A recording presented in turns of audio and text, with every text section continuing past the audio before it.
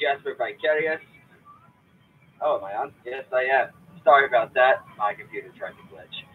Anyway, Jasper Vicarious here with video number 2 on the elements. This time I'm going to be going over the element of air. Now, as in the first video with Earth, very basic, very easy. If you're looking for advanced stuff, I am not at that point yet. I'm giving basics first. But I'm going to be reading out of my Book of Shadows, very personal and journal. All right. So, the air represents our mind and intelligence, psychic powers, knowledge, and dreams. In rituals, we use things like incense, wands, to represent the element. We might tend to focus more on this element when casting spells for freedom, seeking something, someone, or traveling, or personal banishment. Now, with that, I'm going to give a little bit of insight kind of on that. So when it says the air represents our mind and intelligence, what it kind of means with that is it's really free. If you think of it in that sense, our minds are limitless. They have the chance to do amazing things. We have, if I get English, we have invented amazing things. Our mind is just like air. It is incredible, it is free, and it is wonderless. Now, psychic powers, knowledge, and dreams all goes along with the freedom aspect. Psychic powers, it just depends on the psychic powers, I would think, but air is the ability to be open and free, so it kind of also makes me think with psychic powers that it opens yourself up to be able to have your psychic powers, be able to use your psychic gifts in that kind of a way.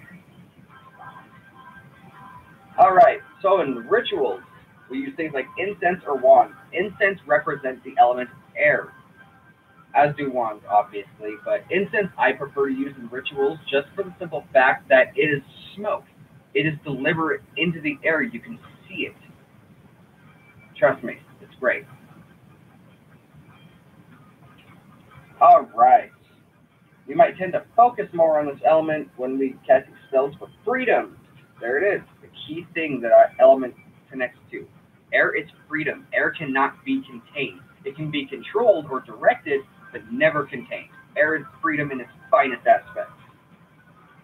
All right. Now I'm going to read off the correspondences to air. Air's direction is east. Its gender is masculine. Its colors are yellow or white, or both. Either way it works. The season for air is spring. Some of the herbs, now might I say it's some of the herbs, not all of them, okay? Frankincense, myrrh, pansies, primrose, vervain, dill, lavender, and aspen. Some of the animals that are associated with the element of air. Obviously, birds. That's a given. Strangely enough, spiders. Spiders are associated with the element air. Now, I cannot tell you why on this, because I don't know a lot about spiders and their magical correspondences. I don't like spiders very much. And the raven. Raven fits along in with the birds, obviously, but raven specifically is very strongly associated with the element of air. Some of the metals that go along with it is tin and copper.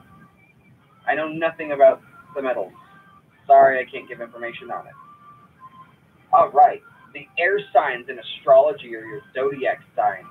The signs that represent air are Gemini, Libra, and Aquarius. Woo. Some of the stones that represent air: amethyst, topaz, pumice, and alexandrite. So that is what I have on correspondences and a little bit of the information on it. Again, very basic.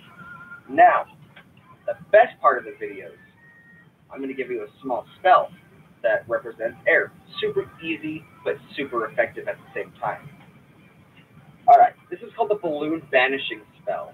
Now, I said earlier, at the beginning, air is good for representation of personal banishment. It is your banishment, your freedom. It represents greatly alongside that. So, what you'll need for this ritual is a balloon, some helium, a paper, and a writing utensil. After you have these things, what you're going to do is you got to think about what you want to banish within your life. Now, this can be something along the lines of like depression. It can be the name of a person who's bullying you.